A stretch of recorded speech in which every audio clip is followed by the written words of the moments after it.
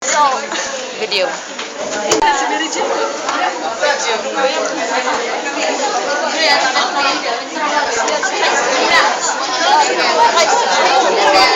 know some friends of mine before used drugs, but now they are changed.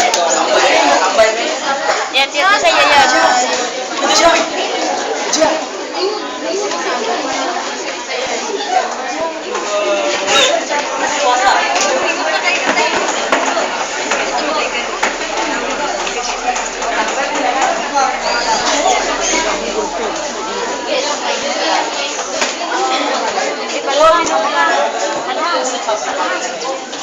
Good afternoon, ladies and gentlemen. This afternoon we will be portraying the anti-drugs advocate by the NGO.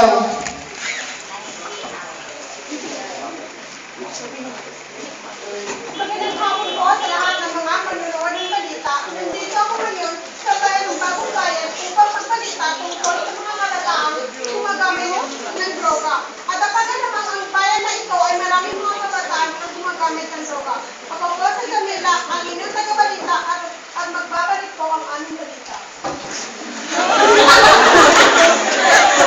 Good afternoon. My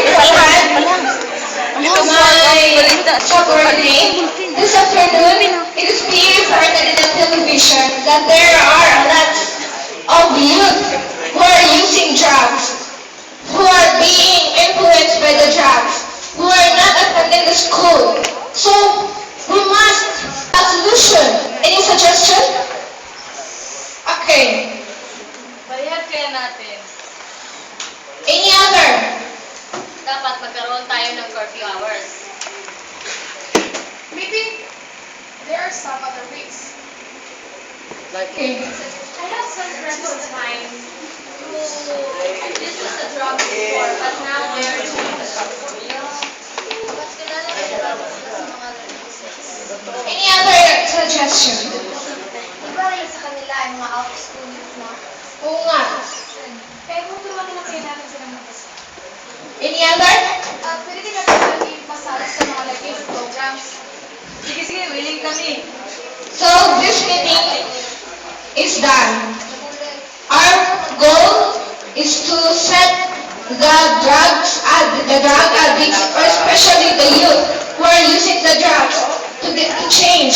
So we are going to Mr. Wajak to ask him his help to change the drug addicts. So now let's go. Good afternoon, Mr. Wajak. Can I ask help? Yes, of course. It is being reported on television that there